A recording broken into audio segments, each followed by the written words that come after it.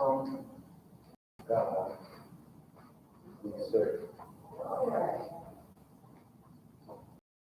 Sometimes if you listen to some of those older songs and you're in your car sometimes and can't remember the name of the group, but that's not important. I remember the person who they were singing about. And I remember one of those that I might be driving in my car and I would hear on my CD being played, "What a Mighty God." All right. It was usually a female that was leading the song, and she would hit those notes and drive in your car, and you just start marveling to be reminded what a mighty God we serve. Our scriptural basis for today's message is found in Exodus chapter 15, verses 22 through 22. Our message today is entitled Bitter Taste. Bitter Taste.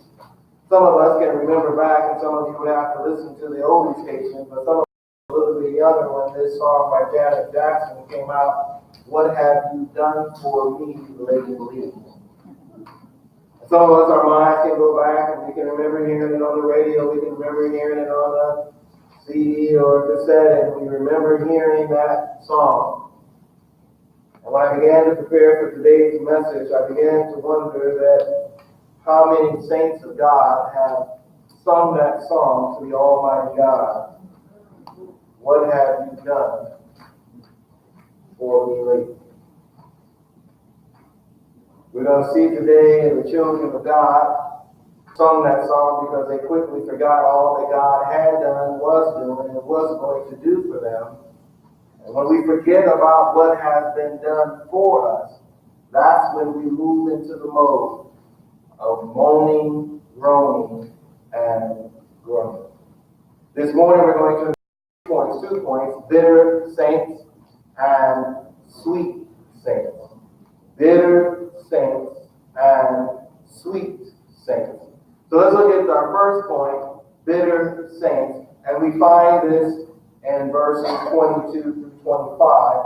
And these words are found in verses 22 and 23.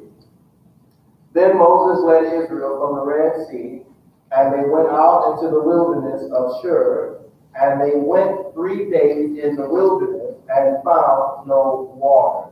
When they came to Marah, they could not drink the waters of Marah, for they were bitter. Therefore it was named Marah. Now when we look at that, we see that in the beginning of chapter 15, all the way through chapter 17, we have an account of the journey to Mount Sinai.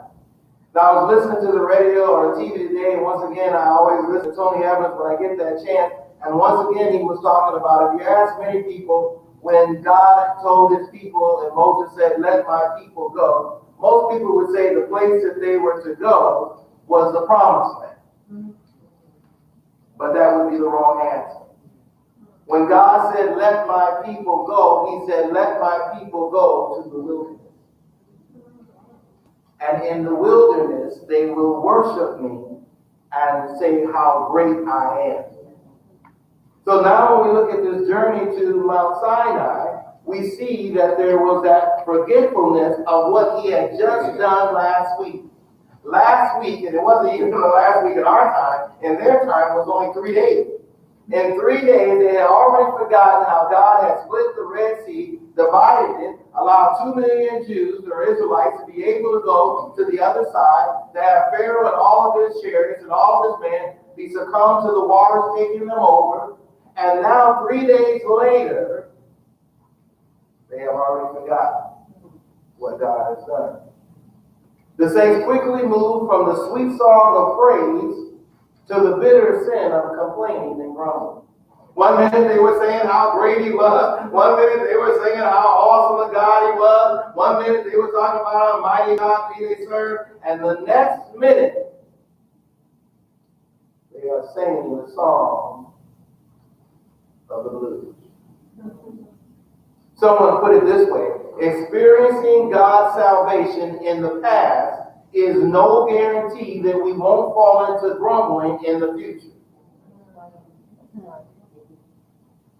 And that path doesn't have to be that long before it kicks in. The Israelites moved into the desert of Shur, and Shur means wall, is also known as the desert of Etham.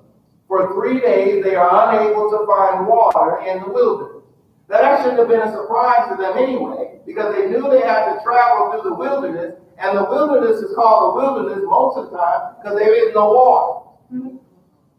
So now they've been walking around for 3 days looking for water, and they cannot find any water. But the Bible says they finally come to Marah, where there is water, but the water is bitter and undrinkable. God was about to try and test their faith in Him. So can you imagine that? You've been looking for something for 3 days. You've been looking for something for a week. You've been looking for something for months, years. You finally get there, and when you get there, it's not what you expected. I've been waiting and waiting to have a child. I've been waiting and waiting to be married. I've been waiting and waiting to get this job. I get this job. I get this spouse. I get this child. And then it's not what I expected.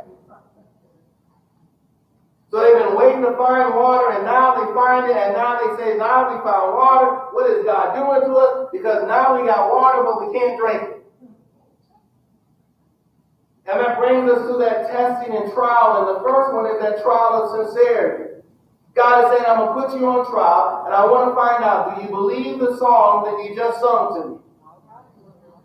So when we just say and say how awesome a God is, what's going to come into your life this week, tomorrow, even today, that you won't be saying, what an awesome God we serve, what a mighty God we serve, what a sovereign God we serve. What is going to take it for you to change that song?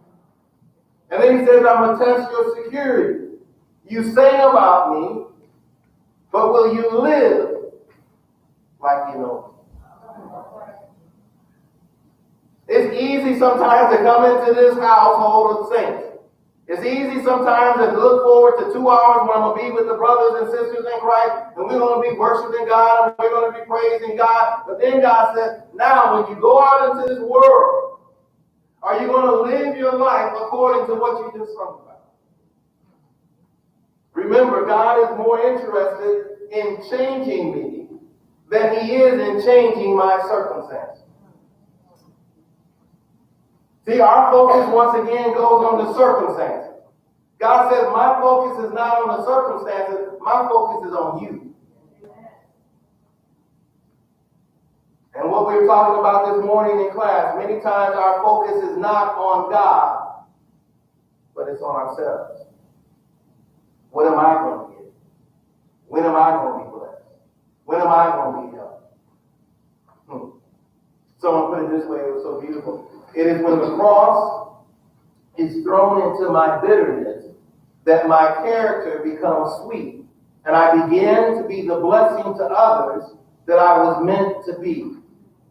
It is when the cross is thrown into my bitterness that my character becomes sweet, and I begin to be the blessing to others that I was meant to be. However, when we fail to remember the cross, we become bitter saints. We become bitter saints because we forget about God, we forget about what's been done for us, and we focus more and more about what we don't have, instead of focusing on that we have a relationship with the Almighty God. That He knows my name, that my name is written in the book. That's not enough for us. Not enough. Yeah, I know my name is written in there. Yeah, I know it's written with the blood. Yeah, I know I'm called a child of God. But that's not enough. And God says, I knew that. I just wanted you to hear it come out of your mouth. It is when I am willing to sing, even in my suffering, that I am able to receive the miraculous intervention of God into my circumstances and recognize that He was leading me all the time to an oasis. God is saying, I'm taking you on a journey, and through that journey, I am going to have little stops of oasis, little resting stops, little refreshing stops. He said, I know exactly when you need a pick-me-up. I know exactly when you need a little joy. I know exactly when you need a little comfort. I know where I'm taking you. Just trust me. But see, we don't want to go there because we going to be like, well, I got Google Maps and I got this, so I knew where I'm going. No, you don't. No, you don't. Because we would have refreshment stops every 10 minutes. We would have joy stops every 10 minutes. And God says, no, I'm going to let you go past some mirage places where you ain't going to be able to drink up. You're going to have to come to me and depend on me. So in verses 24 and 25, so the people grumbled at Moses, saying, what shall we drink? Then he cried out to the Lord, and the Lord showed him a tree, and he threw it into the waters, and the waters became sweet. They were so privileged, yet hardship quickly induced them to impugn Moses. He just showed them how much he loved them when he rescued them from Pharaoh and his men. He just did a miracle for them, and now they have the nerve to begin to attack God's leaders. Instead of trusting in the Lord, who led and provided for them, the people are discouraged and frustrated, so they strike out at Moses. They begin to grumble. They begin to complain. They have to blame someone for their predicament. Do you not hear the same thing going on now today? Whenever somebody is in a situation, whenever somebody is in a predicament, they are always looking for someone to blame.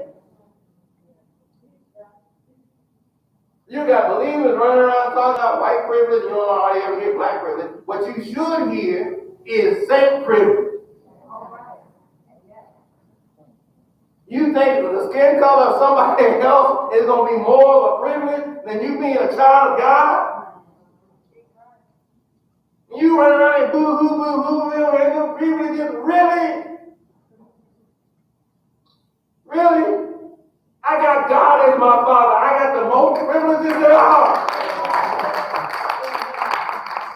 People ought to be envious of us. But they ain't envious of us. Because we got too many bitter saints. Complaining and grumbling and fussing about what they don't have. Usually, when we begin to grumble and complain, we aren't honest enough to grumble directly against God. So we aim it at somebody else. So they weren't really mad at Moses. They were really mad at God. But they had enough spirituality in them to say, we ain't going to grumble about God directly. We'll take his messenger, Moses. We're going to hit some toes now. We grumble and complain about the spouse. What you really grumbling about is God. Because God is the one who gave you the spouse. God is the one who set up the structure of the marriage. So you ain't really mad at it. You spiritual enough and got enough sense to say, I ain't going to say that about God. We grumble about people who irritate us or about our circumstances, but since God is sovereign over everything, he's sovereign over everything that is, he has ordained all of the difficult people and circumstances in our lives for our ultimate good. He's either sovereign or he's not. So the next time you grumble about that coworker, the next time you grumble about that spouse, the next time you grumble about that child, the next time you grumble about that job, God is sovereign. They could not be in your life if he didn't want them to be in there. So the next time you start grumbling about the coworker, grumbling about the neighbor, grumbling about the spouse, God is saying, I know who you're talking about.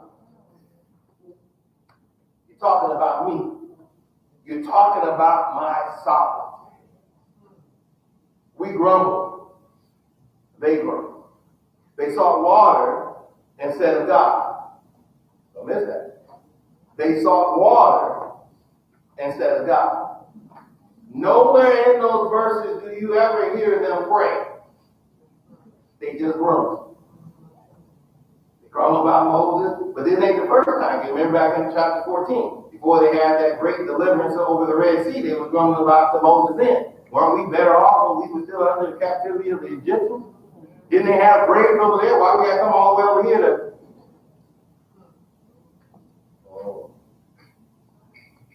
So let me give you some reasons why some folks, bro. We'll say all the people didn't come today. They're wrong. Reasons why we grumble. One, we are short-sighted. We view circumstances with a temporal view only.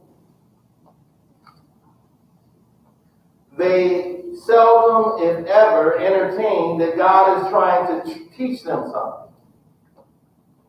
They react before looking at all the options. So they're short-sighted. They don't see the big picture, and sometimes, honestly, they don't want to see the big picture. Two, they feel cheated. We are not getting what we deserve. We have false expectations. No straight shot to the promised land. God never promised them a straight shot to the promised land.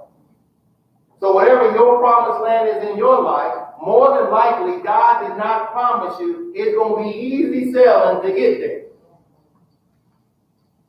So he said, now you got me a family. It's going to be easy for us to be a family. We're going to be like whatever our ideal family is on the TV. Well, God says, no. It's going to be some bumps. There's going to be some potholes. There's going to be some issues. They felt cheated, and they felt that God was punishing them for going through the wilderness. Whenever you are going through a spiritual wilderness time in your life, do you see it as a punishment or as a blessing? And most of us, we're honest, we're going to say punishment. We're going to start saying, what did I do? Why am I in here? When am I getting out of here? When am I getting to the promised land? They felt that God owed them. They felt God should have come to their assistance quicker. Now here it is 3 days later and we still don't have any drinkable water. What are you doing? 3, we are faithless. No one is more unhappy than the person who views life as hopeless. And there are saints, bitter saints, who live their life as though there's no hope. You sit there and you talk to them sometimes and say, my goodness, do we serve the same God? I know none of you. Now you got to think back to some of the people you might fellowship and maybe some family members or maybe some distant family members. And whenever you talk to them, it's always negative. It's always, there's no hope. Don't know how. You ask them how they're doing, and usually the answer's going to be either alive, highly favored, or just make it. Just make it. Just survive. Really? God's people are just making it. God's people are just surviving. Now, if you have a mindset that you just making it, if you have a mindset that you just surviving, if you have a mindset that you have no hope, how are you not going to be a bitter saint? No way you're not going to. This fourth one, you ain't going to like this one. We are lazy. Some things in life take human effort. See, some of us want the goodies without my effort. We expect God to just hand out stuff to us just because we're His children. See, this is something, once again, for parents. I got it in my notes, but this is something for parents too. At some point, you have to begin to teach your children things are not just given to you because you're cute. Now, you decide what age they need to learn it. But I'm going to give you a heads up. If Johnny or Susie is 30 years old and you ain't taught them yet, you done failed. You done failed. Now, Johnny and Susie really got to understand, just like you saw mommy and daddy leave the house and disappear somewhere every day for 8 or 9 hours, one day you're supposed to disappear for 8 or 9 hours.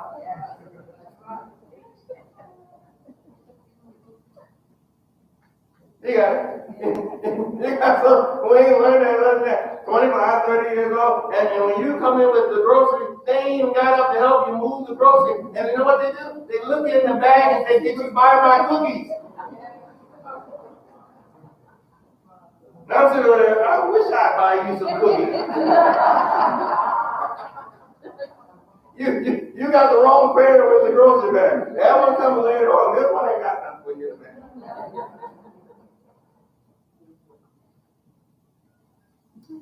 We don't want to do hard work. We don't want to put effort. People who are lazy would rather complain than dig in. You just watch sometimes in your life and other people's life, when there's a job to do, you're going to have some folks just keep talking about, oh, this is a horrible job, blah, blah, blah, blah. Then you're going to have other people, they're going to start doing what needs to be done. That one who normally is talking all the time and ain't doing nothing, that's the one who's normally lazy. The one who's saying, hey, we got a job to do, we got to get to it, let's go. And like, don't ever have to do, now everything's team stuff. You got to really be praying hard with team stuff, because you're going to have some lazy folks on that team and some workers on that team. How are you going to deal with the lazy ones and not get fleshly with them?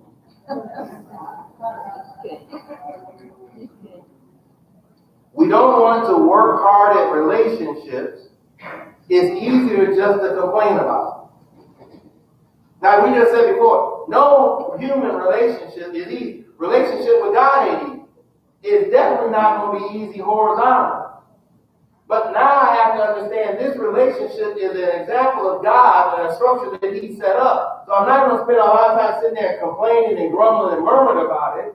Let me dig in and find out what I can do to make this relationship better. I can't do anything for the other person in the relationship. I'm only responsible for me. We don't want to be accountable to authority, so we complain.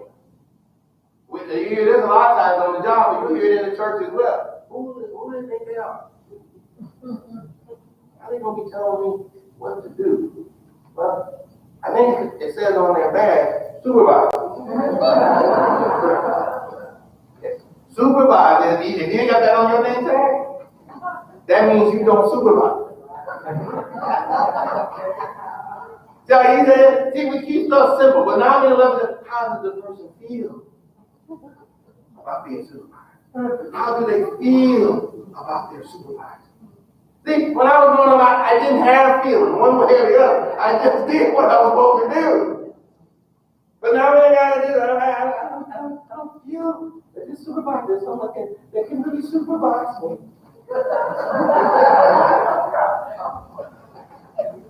God bless you. We don't want to adjust our desires, so we complain. 5, we have an insufficient view of God. We think God needs to be convinced to meet our needs. We think He is naturally stingy or reluctant to bless us. I don't really think you want me to be happy. Isn't that the same technique we used all the way back in the Garden of Eden? When they said, why didn't He let you eat of that tree? He don't want you to be a God. He don't want you to have everything that you want. And the believer today is still falling for the same trap. God doesn't want me to be happy.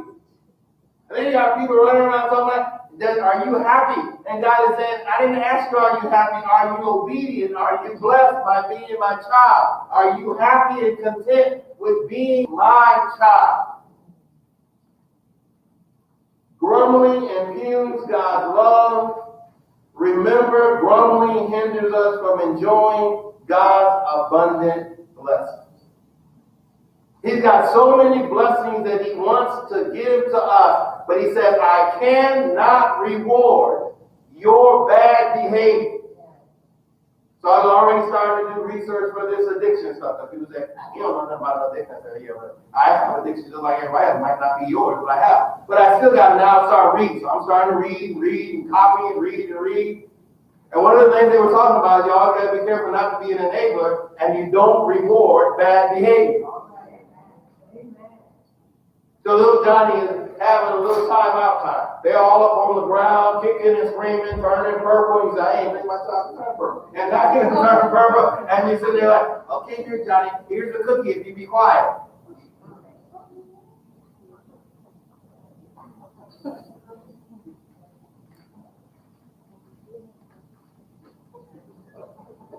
And you sit there and say, well, how would you do that? But don't forget, it starts earlier than him kicking them on the ground. See, I ain't gonna get a lot of moments. Some of the men might say amen, but I don't care if they amen. It starts early when that child is screaming. What you stick in his mouth? Crack his mouth. Child ain't wet. Child ain't hungry. He ain't fell out of the crib. So he don't have no pain. He don't have no empty stomach because I just fed him. And he ain't got a dirty diaper. Now he's screaming and hollering.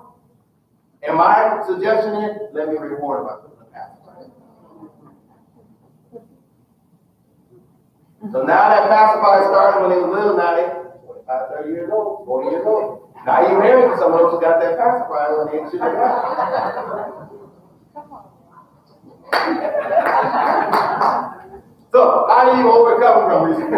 We don't need to hear no more about reasons because we already know that. So, how do we overcome grumbling? One, be realistic. Did you notice that as soon as the Israelites faced difficulty, they started to idolize the past? Remember we said back in chapter 14, we had it better when the Egyptians were our slave masters. We had it better then. Now they're going to cross over the Red Sea, and now they're growing and complaining and say, well, at least when we were where we were at before, we had water. Now we don't even have water. They might have been hungry, but they weren't starving. They might have been thirsty, but they weren't dying of thirst. Be realistic. How many of us have had to check children sometimes? You know, our parents probably checked us. We run around the house and come, I'm starving. You had one of those old timers, you know, you don't know nothing about starving. Let me tell you. Okay, I'm not starving. They're going to take it way back. Okay, I'll take it back. Okay.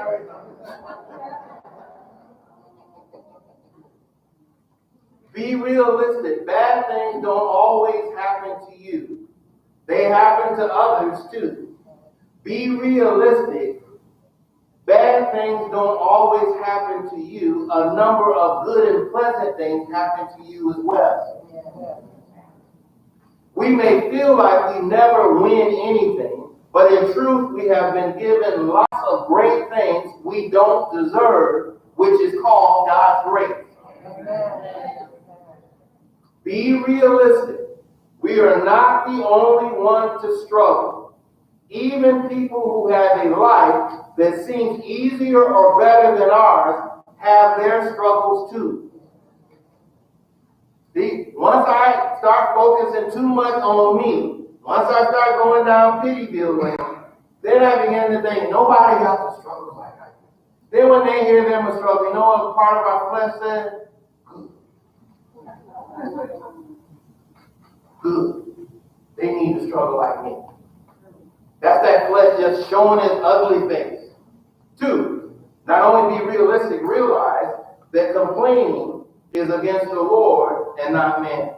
When we grumble, we need to remind ourselves that our complaint is more often really against God. We are unhappy about our people or circumstances. We begin to think deep down God should have treated us better. We are unhappy with what we have, so we really deep down are saying, God, you haven't provided enough for me. And God has to be saying to his children all the time, how dare we complain against the one who has given us everything.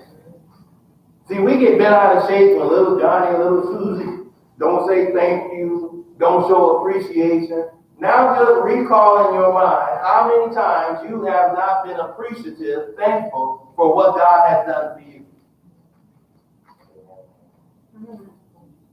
Someone said we would be better served to learn the lesson rather than spurn the teacher. You remember when we go back to school age and you had a test and you didn't do well on the test and you got a certain grade, was the first thing that came out of your mouth? The teacher gave you. She gave me a D. She gave me an F. We don't say that we earned the D or F. She gave me. When God is trying to teach us a lesson, we get more upset about the lesson being taught than we do being thankful of the teacher taking the time to try to teach us a lesson. 3, monitor your conversation. We complain often, even without realizing. Philippians 2:4 says, do all things without grumbling or disputing. We need to listen to our own conversations periodically to see if we fall into a pattern of complaining and grumbling instead of thanksgiving. So sometimes somebody, you might not want them to, but sometimes somebody might want to record you. Here you on your job, here you in your car, here you when you think nobody's around, let somebody record you, and here are praises coming out of your mouth, or are you steadily grumbling and complaining? I'm tired of this. I'm tired of that.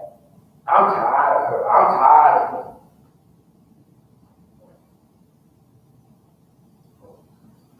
Four, develop a godly perspective. Fill our minds and hearts with that which is pure, good, holy, rather than dwelling on how difficult life is and what a burden we are bearing. It's going to be what you focus on. If you sit there and focus on negative material, bad things in your life, trying things in your life, don't be surprised if you are not a bitter saint. And God is always trying to warn us. Don't think on these things. Think on these things.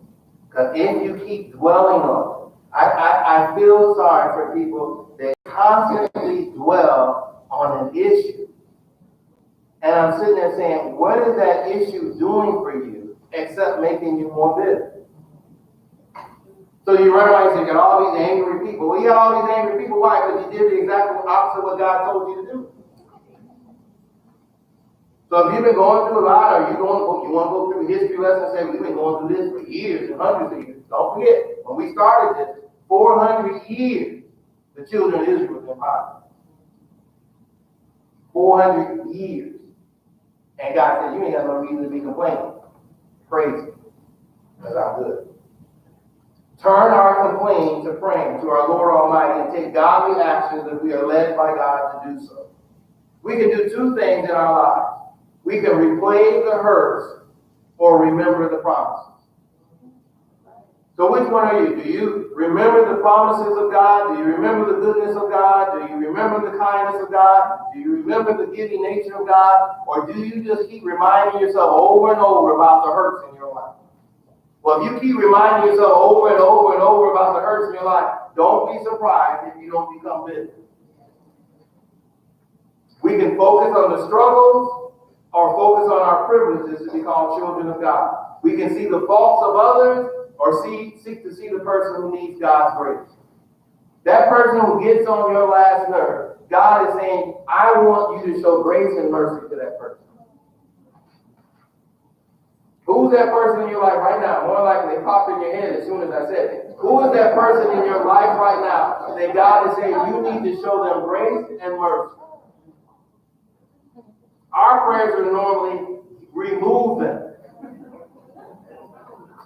Remove them. And then we remove them.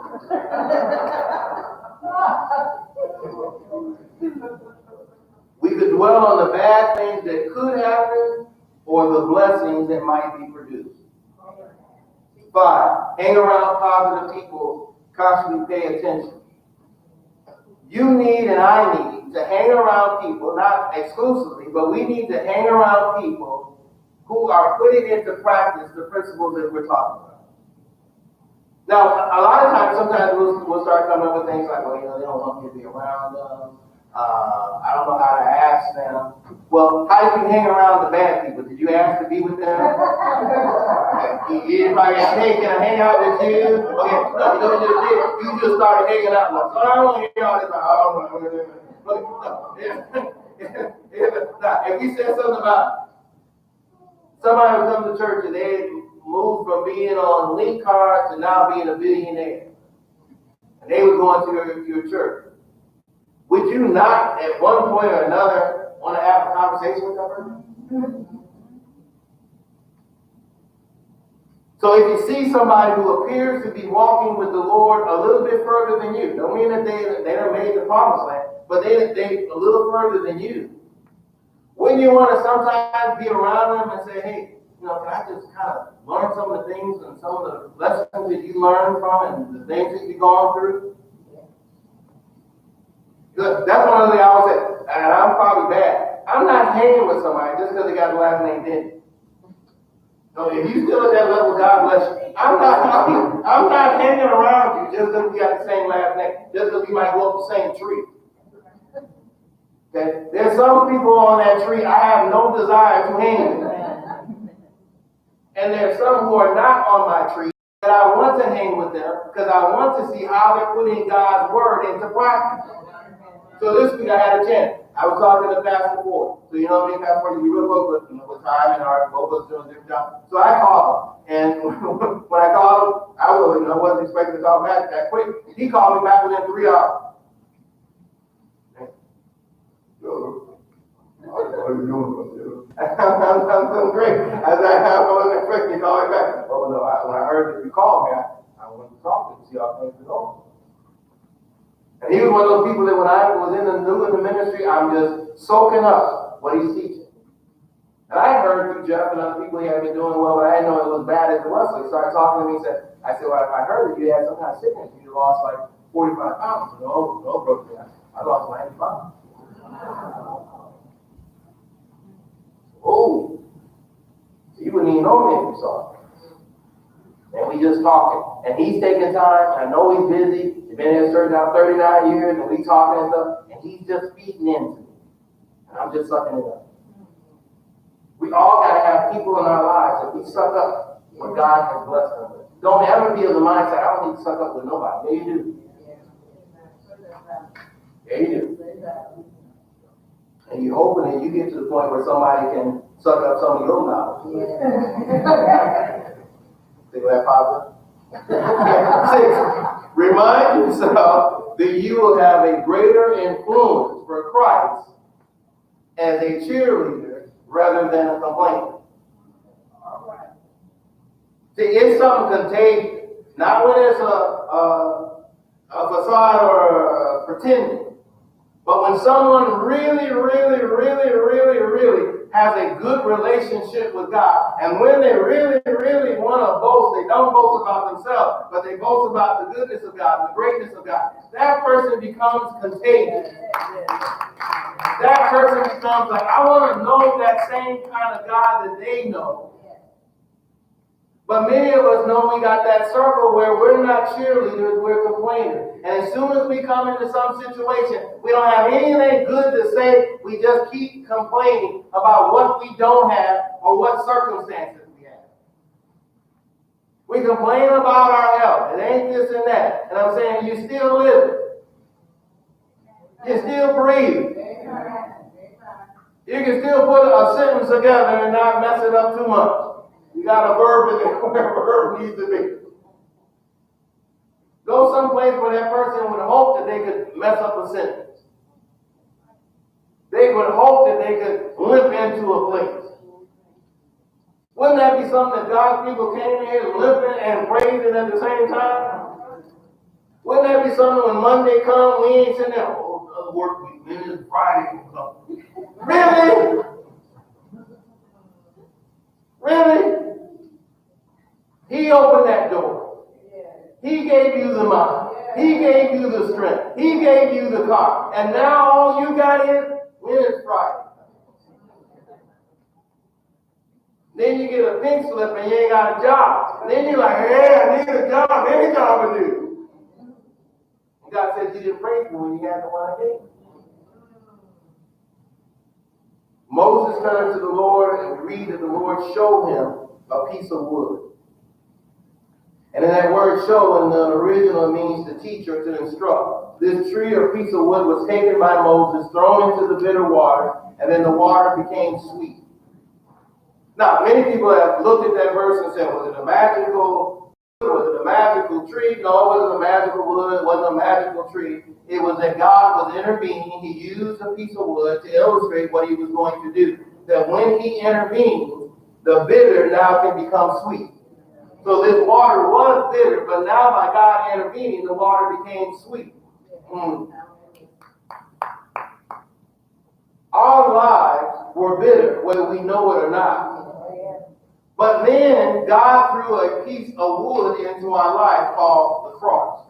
And once he threw that piece of cross into our life, our bitter lives were now to turn into sweet lives because he had intervened in our lives.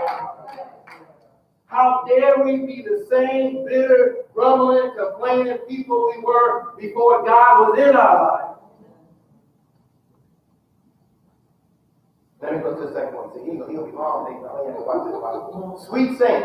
And he said, if you will give earnest heed to the voice of the Lord your God, and do what is right in his sight, and give ear to his commandment, and keep all his statutes, I will put none of the diseases on you which I have put on the Egyptians, for I, the Lord, am your healer. Then they came to Elim, where there were 12 springs of water and 70 date palms, and they camped there beside the water. At Marah, the Lord revealed himself as the Lord who heals. So he already changed the bitter water to sweet water, but he was letting them know, I even got better water down the road. I had you stop at this point of the journey to remind you who I am, and to remind you on this journey, don't forget about me during the journey. See, some of us start off on Sunday with the journey for this week. Good. We all on our mind. We thinking about it. We praising Him. Monday comes. We done started forgetting. Tuesday comes. We done really forgot. Wednesday, we got to desperately try to make it to Sunday. And God is saying, don't forget me in the journey. After fixing the water, God told the people that if they obey his command, they will be spared the wrath of God that the Egyptians had faced. So he says, I've given diseases to the Egyptians because of their hardness of heart, because they do not believe in me. If you want to keep going down the same road and not acknowledging who I am, I don't have to keep these diseases from you. I wouldn't put disease on anybody. Just read the text. Simple principle. Obedience brings blessings. Disobedience brings judgment. So he's telling them, this is what you could have if you keep my commandments. If you keep my commandments, I will be Jehovah Rapha, your healer. If you do what I tell you to do. Don't be asking God to heal you when you've been disobedient to him. Don't be looking for blessings coming down from heaven when you have not done what he told you to do. He's not that type of God. He's never been that type of God. He never will be that type of God. He says, I want obedience from my children. The unusual manner of God's provision was intended to remind the people of their usual obligation to keep all of his statutes. We are not only to keep his word on Sunday. We are to keep his word the whole week. So we know that Sunday is the beginning of a new week. So now God is saying a new week has begun with me. Are you going to be obedient? Or are you going to be disobedient?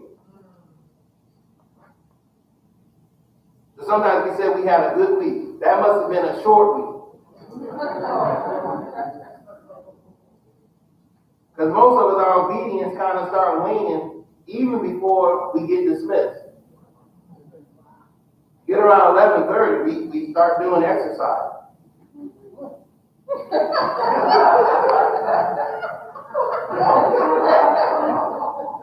So you're looking for the watch here, and you say, oh man, I forgot my watch. How am I going to be able to see it? So how am I going to do this without Pastor didn't see me?